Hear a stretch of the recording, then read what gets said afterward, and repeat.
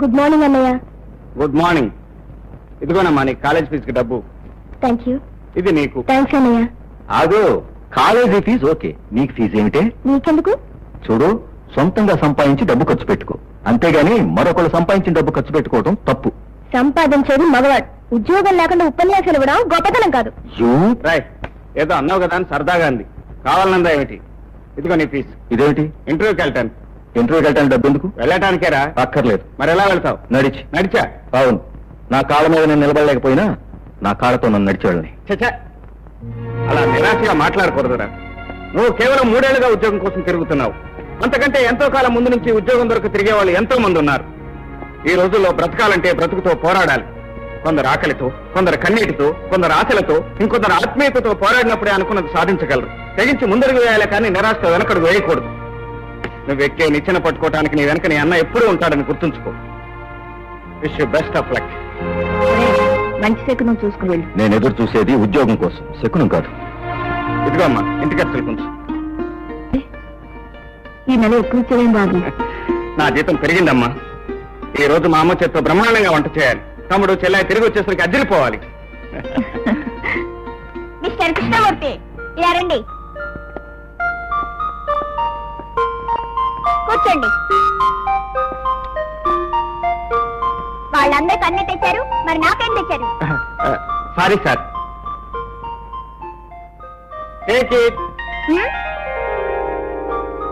Thank you.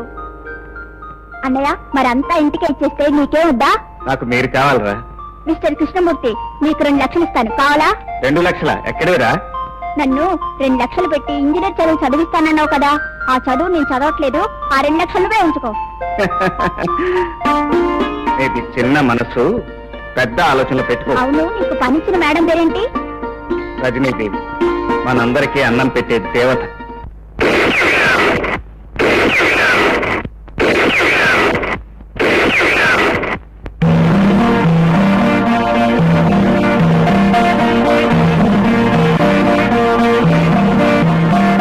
నమస్కారం అమ్మా రజనీదేవి గారు. చెప్పండి. వేణుగోపాల స్వామి వారి ఆలయం చాలా పురాతనమైనది, చరిత్ర గలది. కానీ ఇప్పటి వరకు ఆ స్వామివారికి ఎటువంటి అలంకరణలు లేవు. అయితే అందువల్ల ఆ శ్రీవారికి బంగారు కిరీటం, వజ్రాల పిడిబాకు, వెండి తొడుగు తొడిగించాలని నా ఆకాంక్ష. అందుకని విరాళాలు కావాలి, అంతేనా? చిత్తం సంపోటి వాళ్ళు ఆ దేవుణ్ణి ఆదుకోకపోతే ఇంకెవరు ఆదుకుంటారు చెప్పండి? దేవునికి విరాళాలు ఇచ్చేంత గొప్ప వాళ్ళమన్నా. తమరు క్షమిస్తే ఈ రోజుల్లో భగవంతుడి విలువ ఆ రాతి విగ్రహాల్లో లేదమ్మా. దానికి అలంకరించే ఆభరణాల్లో ఉంది, ఆరగింపు చేసే నేతి నైవేద్యాల్లో ఉంది. అవునమ్మా, ఈ రోజుల్లో డబ్బు, వైభవం, ప్రచారం ఉన్న దేవుడికేనమ్మా భక్తుల నివాళులు. నోరు ముయ్యండి. ఈ సృష్టికి జీవన ప్రదాత భగవంతుడని నమ్మి ప్రజలు ఇంకా భక్తితో బతుకుతున్నారు. మీ స్వార్థం కోసం, మీరు బతకడం కోసం, మీ పూజల కైంకర్యం కోసం ఆ భగవంతుణ్ణి విత్తగాని చేయకండి. వెళ్ళండి. అందుకే దేశ పరిస్థితి తారుమారైపోయింది. బడికి వెళ్లే విద్యార్థి బతికి ఏమిటో అని మేము అల్లాడిపోతుంటే గుడిలో పనిలేని దేవుడి గురించి చర్చ ఏమిటి? ఇంతకీ మీరెవరు? నేను గాంధీ గారి 4వ శిష్యుడమ్మా. 4 సార్లు వారితో లాఠీ దెబ్బలుతున్నాను. 5 సార్లు జైలుకు వెళ్ళాను. 6 సార్లు ఆంగ్లేయులు ఎదిరించి పోరాడాను. గాంధీ గారు భుజం తగ్గిన శిష్యుడమ్మా. అందుకే నన్ను గాంధీ భుజం అంటారు. మీరచ్చం గాంధీ గారి లాగానే కనపడుతున్నారు. మహాత్ములు వచ్చిన పనేమిటి? ప్రజల కోరిక కాదనలేక ఈ ఊరి గాంధీ సెంటర్లో శిలా విగ్రహ ప్రతిష్టాపన చేయాలని నిర్ణయించుకున్నాను. ఎవరిది? నాదే. మీదా? అవును. దాని మొదటి చందా మీరిచ్చారంటే దాని కింద పాలరాతి పలకం మీద మీ పేరు చెక్కించాలని నా కోరిక. మీరింత సదుద్దేశంతో ప్రజల కోరిక కాదనలేక తలపెట్టిన ఈ కార్యక్రమాన్ని నే కాదంటానా? తప్పకుండా ఇస్తాను. కానీ మీరు బ్రతికుండగా కట్టించే మీ శిలా విగ్రహానికి కాదు, చచ్చాక ప్రజలు కట్టించే నీ సమాధికి. దేవుడి మీద బతుకుతున్నాడు, నీ దేశం మీద బతుకుతున్నావు. నువ్వు వచ్చి చాలాసేపు అయింది, మాకు చాలా పనులున్నాయి.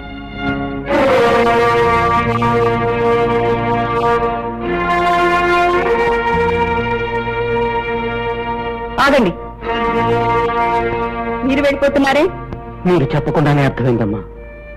కన్న బిడ్డ పెళ్లికి మంగళసూత్రానికి కూడా ముష్టెత్తడం నా చేత కానితనం అనిపించింది. అందుకే వెళ్ళిపోతున్నాను. పేదరికం పాపం కాదు, శాపం. అర్థమయ్యేది చెప్పండి. రేపే నా కూతురి పెళ్లి. నిజానికి నా దగ్గర తాళిపోటుకు కూడా డబ్బు లేదు. ఏం చేయాలో తోచక, దిక్కు లేక. గుమస్తా గారు, మేడం, ఆయన వెంట వెళ్ళండి.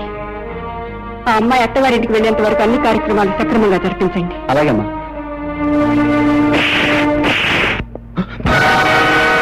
చెప్పు, కోర్టులో ఎందుకు అబద్ధం చెప్పావు? కళ్ళు లేని న్యాయస్థానంలో నీలాంటి ద్రోహులు చెప్పే తప్పుడు సాక్ష్యమే చట్టం అవుతుంది కదా అని ఎందరు నిర్దోషులు బలి పెడతారు. ఇక్కడ నిన్నెవరూ రక్షించలేరు. 1,000 మంది నీ తొత్తులు అడ్డుపడినా వాళ్ళ కళ్ళ ముందే నీ గుండెల పిండి నీ దాన్ని బయటికి తీస్తాను. చెప్పు. చెప్తాను. నన్నేమి చేయదు. చెప్పింది చేయించింది ఆ నాగభూషణం. నిజానికి హత్య చేసింది రజనీదేవి గారి రైతు కాదు, ఆ నాగభూషణం మనుషులే. నేను డబ్బు కాసిపడి డబ్బు కోసం గడ్డి తినే మనిషి కంటే గడ్డి తిని బతికే పశువే మేలని నీలాంటి వాళ్ళు నిరూపిస్తున్నారు. డబ్బు కోసం నువ్వు చెప్పిన తప్పుడు మాట ఓ అమాయకుడు జీవితాన్ని, అతన్ని నమ్ముకున్న వాళ్ళ జీవితాన్ని ఎంత నాశనం చేసిందో నీకు అర్థం కాదు. వీళ్ళకి కావాల్సింది వీళ్ళ కడుపులో నిండటమే. ఎవరు ఎలా పోతే వీళ్ళకి. ప్రపంచాన్నంతా సవాలుగా చేసి దోచుకోవాలనుకునే నరరూప రాక్షసులు వీళ్ళు. వీళ్ళని నరికి పోగులు పెడితేనే తిరిగి ధర్మం 4 పాదాల మీద నడుస్తుంది. నన్నేం చేయకండి. మీరేం చెప్పమంటే చెప్తాను, మీరేం చేయమంటే చేస్తాను. నిజం. చూడు, 21వ తారీఖున నువ్వు స్వయంగా సాక్ష్యాలతో సహా కోర్టుకు రావాలి. జరిగింది జరిగినట్టు చెప్పి ఆ నిర్దోషిని విడిపించాలి. ఒకవేళ నువ్వు హాజరు కాలేదా, ఈ ప్రపంచం నుంచే నీ పాత్ర గైర్హాజరైపోతుంది. గుర్తుంచుకో. బహుశా నాగభూషణం వెనక దాగి తప్పించుకొని బ్రతుకుదామనుకుంటున్నావేమో. 7 సముద్రాల వెనక దాగిన ఆ జుట్టు పట్టుకు లాక్కొచ్చి నీ నెత్తులతో సహా నిజాన్ని కక్కిస్తాను. వెళ్ళావు. ఆగు. తారీఖెంత? 21. అదే నువ్వు బ్రతికే రోజు, మాట తప్పితే చచ్చే రోజు. వెళ్ళావు. దొరకడనుకున్న వాణ్ణి పట్టుకు తీసుకొచ్చావు. నీకు నా అభినందనలు. యజమానులు సేవకుల రక్తం తాగే ఈ రోజుల్లో ఒక పనివాడి కోసం రక్తాన్ని చెందించడానికి కూడా సిద్ధపడిన మీకు నేను చేసిన ఈ సాయం చాలా చిన్నది. ఆ నిర్దోషిని రక్షించాలి గనక వాడు బతికి బయటపడ్డాడు గాని, లేకపోతే మీ కళ్ళ ముందే వాడిని ముక్కలు చేసేవాడిని. యుద్ధం చేసే సైనికుడు కాదు మనకు కావాల్సింది. స్వార్థంతో యుద్ధాన్ని తలపెట్టిన ఆ రాజు కుంభస్థలాన్ని బద్దలు కొట్టాలి. అది నా లక్ష్యం. నాగభూషణం. ఏరయ్యా నాగభూషణం గారు? వస్తారు. దేశ సేవ చేసి పైకి వెళ్ళిపోయిన రాజకీయ నాయకుల ఆత్మశాంతి కోసం మౌనంగా రోజు 2 నిమిషాలు నిలబడింది మా అయ్య గారికి ఆత్మశాంతి ఉండదు. ప్రస్తుతం ఆ కార్యక్రమంలోనే ఉన్నారు.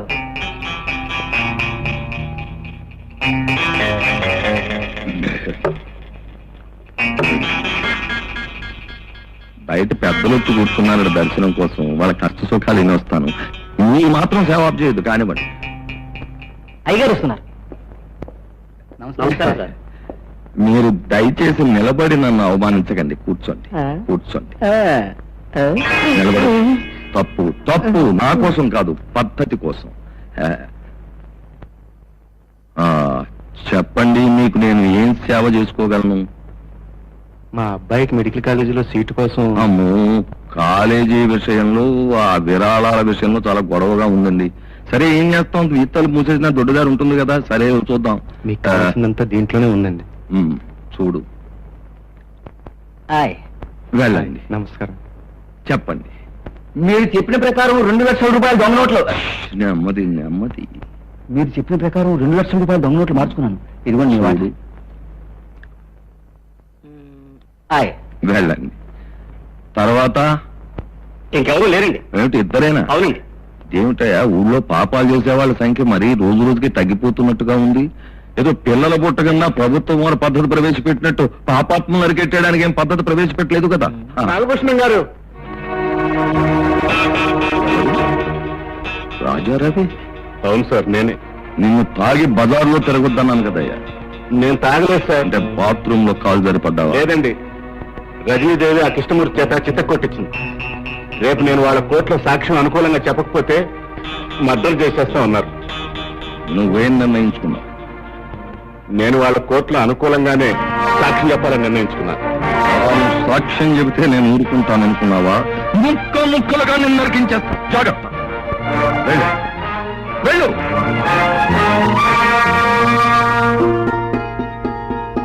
సుధా, పంతులమ్మ గారు, 2 అంతస్తుల మేడ, 2 కోట్ల ఆస్తి, 2 తరాలకు సరిపడే పరపతి ఉన్న నువ్వు ఏమీ లేని దానిలా బడిలో పాఠాలు చెప్పడం చిచి నాకేం బాగాలేదు. ఎన్ని ఉన్నా ఈ ఇంట్లో ఉండవలసినవి 2 లేవు. అమ్మ, ఆప్యాయత. నీ దుర్మార్గాన్ని భరించలేక అమ్మ బలైపోయింది. డబ్బు సంపాదించి జాతిలో పడి నువ్వు ఆప్యాయతను మర్చిపోయావు. వాటి కోసమే నేను ఆ దేవాలయానికి వెళ్తున్నాను. పవిత్రమైన చిరునవ్వులతో ఉండే ఆ పసిబిడ్డల మధ్య తిరుగుతున్నప్పుడు కలిగే ఆనందాన్ని నువ్వు ఎప్పుడైనా అంచనా వేయగలిగావా? నీ కోసం కావాలంటే ఆ బడిని మన ప్రహారీలో కట్టిస్తాను. పాపిష్టి డబ్బుతో మీరు స్వర్గాన్ని కొని తెచ్చినా నాకు అక్కర్లేదు. నువ్వే వద్దంటే ఇవన్నీ ఎవరి కోసం చెప్పమ్మా. నువ్వు తింటావని ఖరీదైన పదార్థాలు ఎన్ని సిద్ధం చేయించానో చూడు. తిండి లేక అల్లలాడే ఈ సమాజంలో నువ్వు ఈ ఇంట్లో పుట్టడం నువ్వు చేసుకున్న అదృష్టం. అనురాగం లేని ఐశ్వర్యంలో పుట్టడం నా దురదృష్టం. నాకెందుకు నాన్న ఇవన్నీ? రకరకాల వంటకాలతో నా కడుపు నిండుతుంది అనుకున్నారా?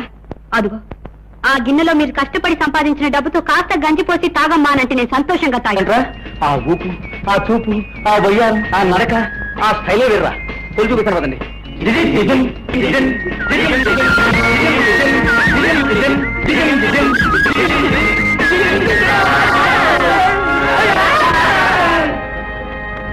ఏంట్రా మా హిందీ మేము కొలుచుకున్నాం. మీరు నాకు నచ్చి పొలమంటారా?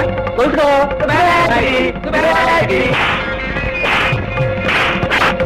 మీ కొలతలెంతరా? ఇంకా వెళ్ళరా? ఒకసారి కొట్టుకురు ఓపిక లేదు, అంతేగాని పారిపోయి ఓపిక లేదు. ఏంటి మీరు చేసిన పని? లేకపోతే ఏంటండి ఆ రౌడీలు మిమ్మల్ని? నన్ను నా అందాన్ని వర్ణించారు, మీకేం బాధ? వాళ్ళు కూసిన కూతులు నాకు నచ్చాయి, మీకేంటి అభ్యంతరం? నాకు తెలియదండి వాళ్ళ గొడవ మీకు అభ్యంతరం లేదని. పోనీ వాళ్ళని ఒకసారి పిలవమంటారా? అక్కర్లేదు. మరి నన్ను వెళ్ళమంటారా? లేదు.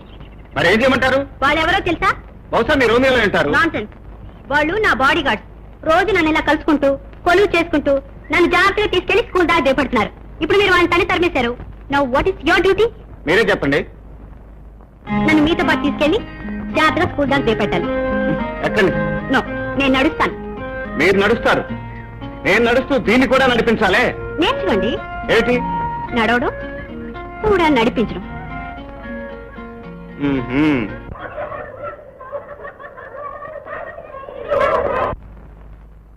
చూడండి, పుస్తకాల్లోని పాఠాలు నేను నేర్పుతాను, మీరు నేర్చుకుంటారు. కానీ ఎవరు చెప్పకుండా మీరు నేర్చుకోవాల్సింది ఈ ప్రపంచంలో చాలా ఉన్నాయి. తెల్ల కాగితం లాంటి మీ మనసులో మొదటి మాట రాసే సమయం ఇది. జీవితాన్ని మీరు అర్థం చేసుకోగలిగితే ఎవరికి మీరు భారం కారు. సారీ టీచర్, మాకు చెప్పాల్సింది మీకు తెలిసింది కాదు, మాకు అర్థమయ్యేది. శ్రీరామ్, ఈ 3 కోతుల్ని చూసారా? వీటి అర్థం ఏంటో తెలుసా? బాబూజీ మన మంచిగా బ్రతకడానికి 3 ముఖ్యమైన సూత్రాల్ని బోధించాడు. చెడుని వినొద్దు, చెడుని మాట్లాడొద్దు, చెడుని చూడొద్దని. తప్పు టీచర్. ఏంటి తప్పు? బాపూజీ చెప్పింది అది కాదు. మరింకేంటి? ఓ మనిషి దేవుణ్ణి కళ్ళిచ్చాడు, నోరిచ్చాడు, చెవులిచ్చాడు, అవి మూసుకొని బతకొద్దు అని చెప్పాడు. ఆయన వచ్చి నీతో చెప్పారా? మరి మీతో చెప్పాడా? Shut up. Stand up on the bench. Stand up on the chair. ఏంట్రా బుజ్జి, ఎందుకు? ఎందుకేమిటి? నీ మూలంగా నా క్లాస్ లో అవమానం జరిగింది. ఏం జరిగింది?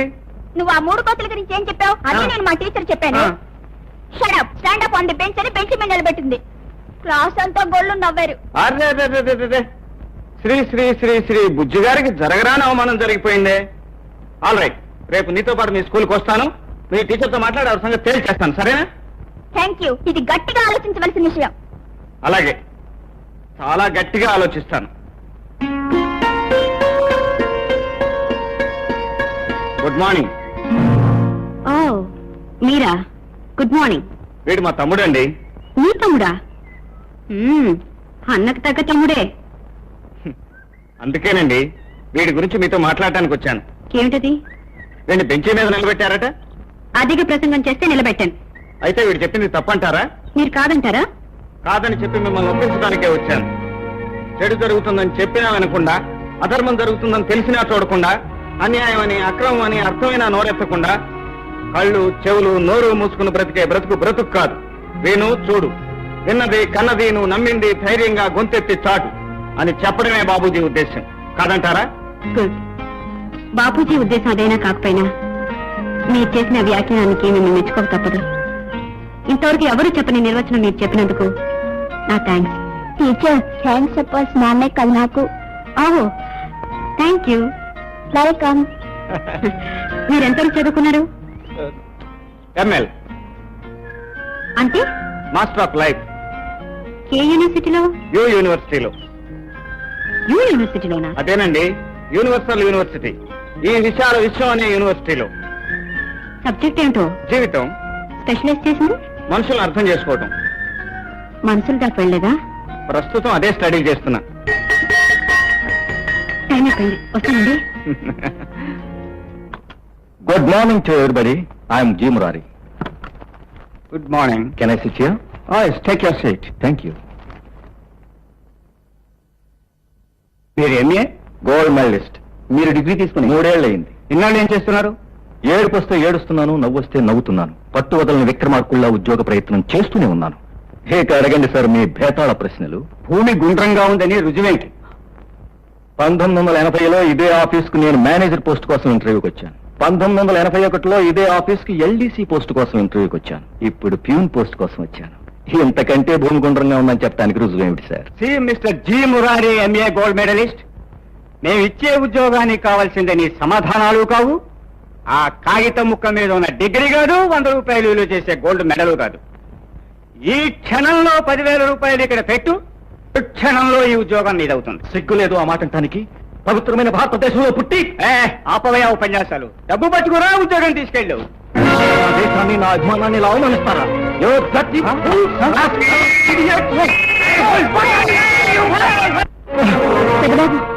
ఏమిటి, ఏమైంది? ఏముంది, రోజు ఉండేదేగా. అర్థం లేని ఉద్రేకం, అనవసరమైన ఆవేశం, ప్రతి చోట పోట్లాట, రోజుకో దెబ్బలాట.